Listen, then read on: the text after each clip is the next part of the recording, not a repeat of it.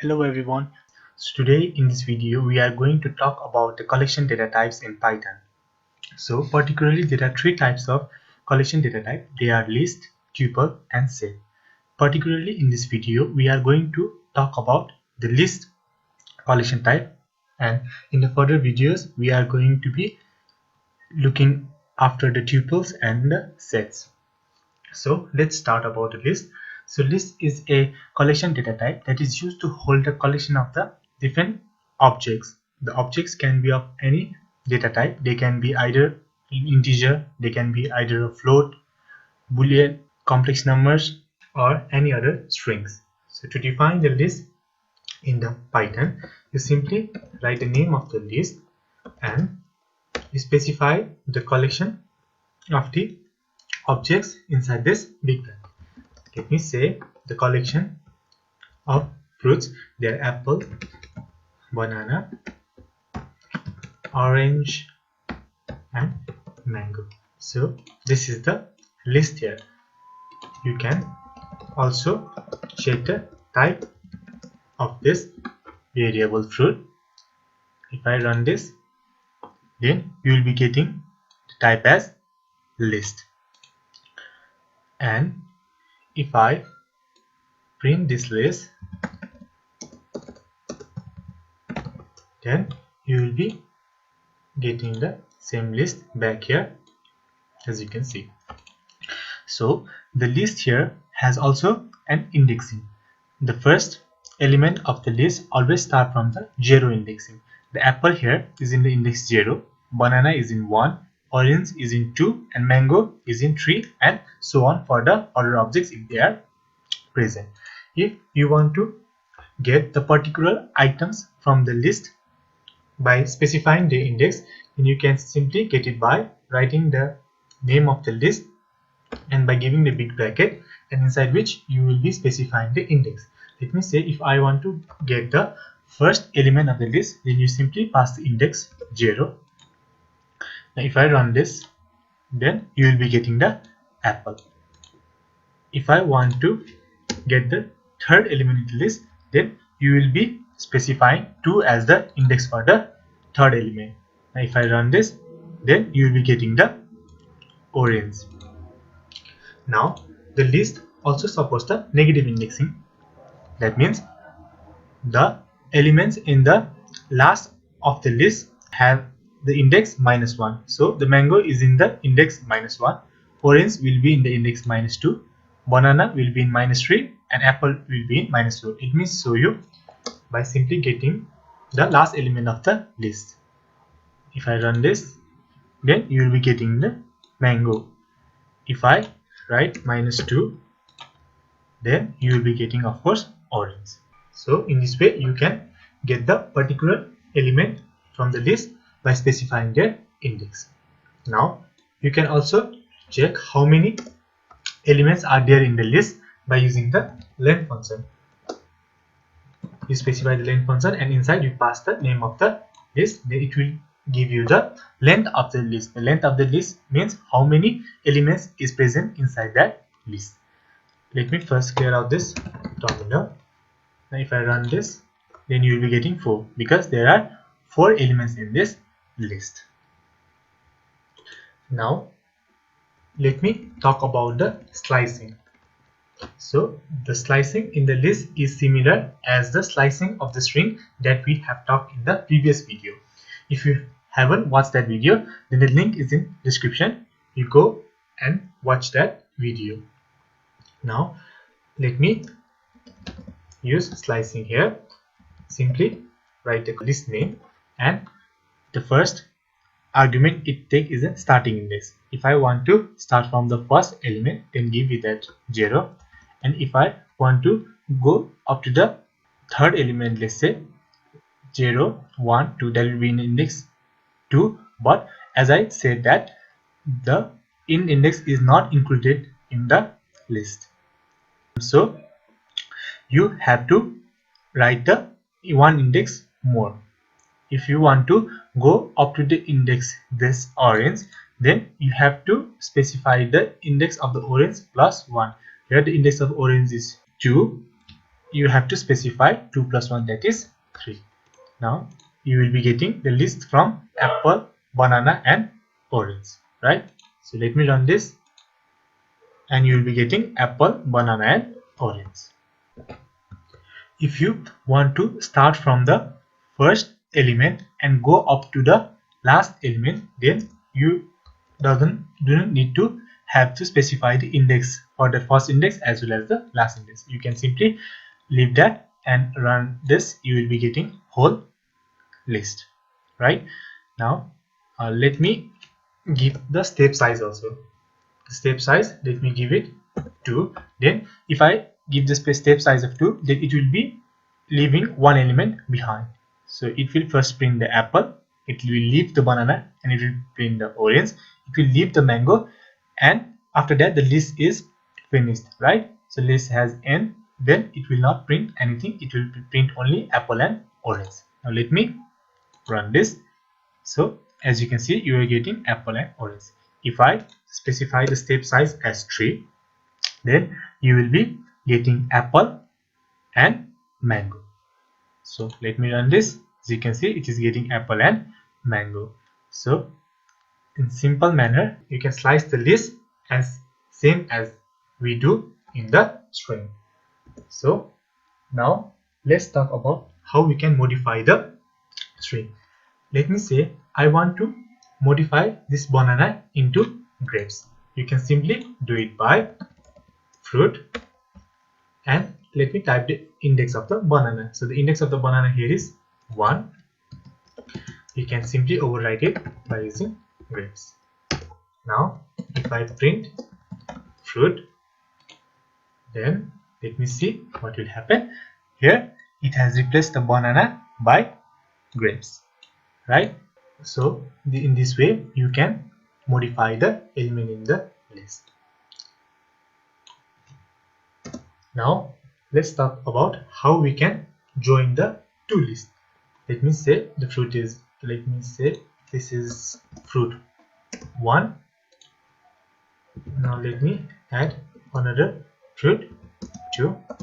Let me say it as banana, pineapple and strawberry. Now if you want to join these two lists and store it in a fruit variable, then you can simply do it by using plus operator, fruit 1 plus fruit 2. Now if I print the fruit here,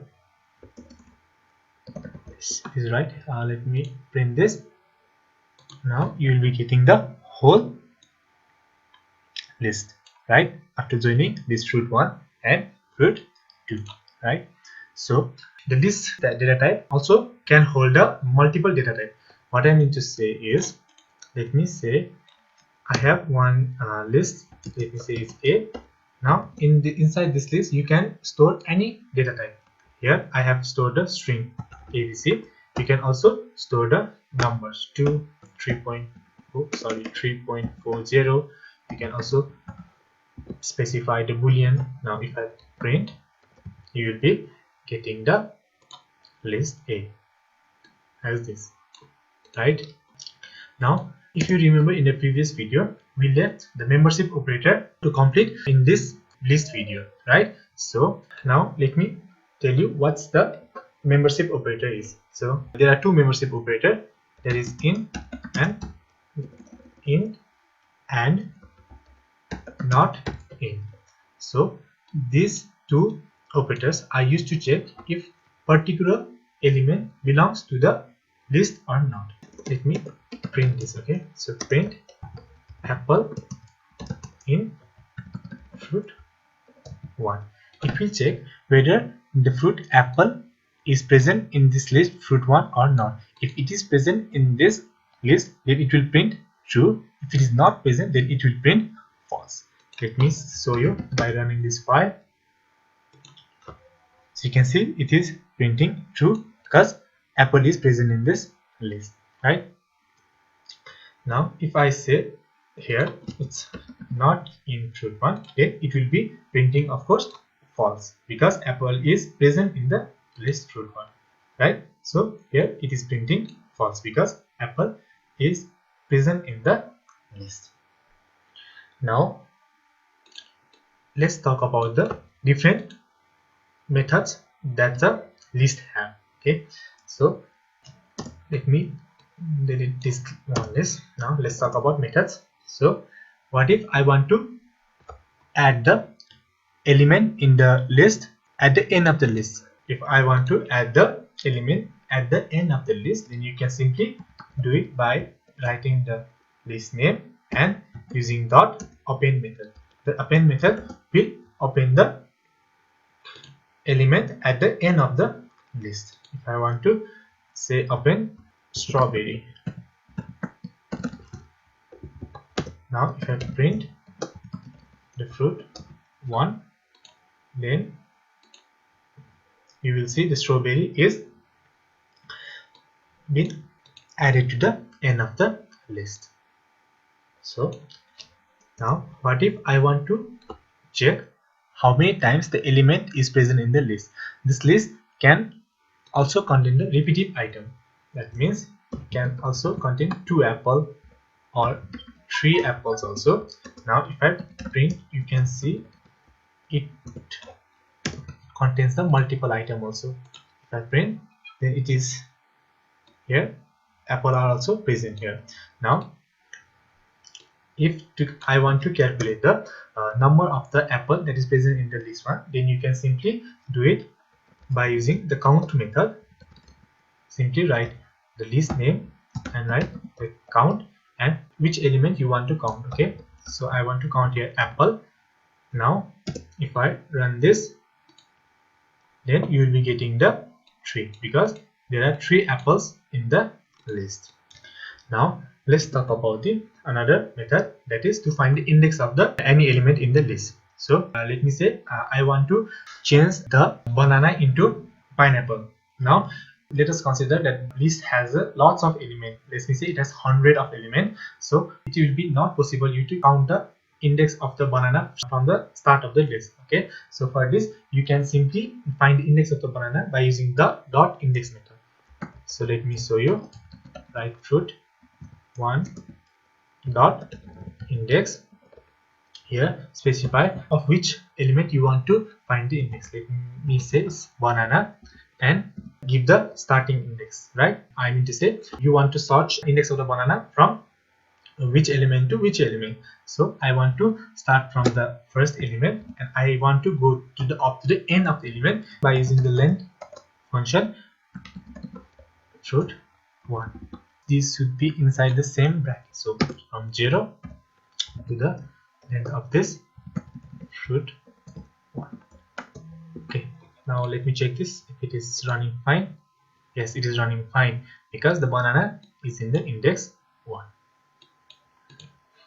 Okay, now let's move on to the next method. The next method is pop. So the pop method is used to remove the rightmost item from the list.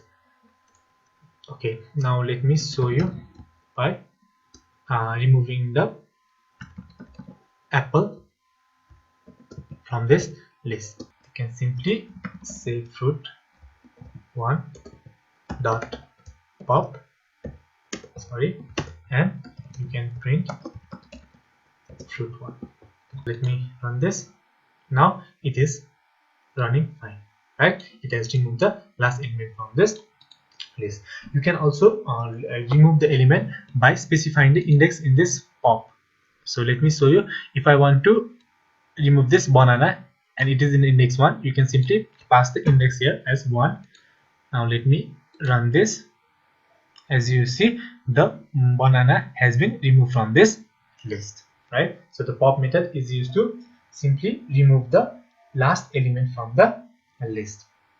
Now you can also sort this list. What I do is, let me reconstruct this list. Let me say it's banana first and mango,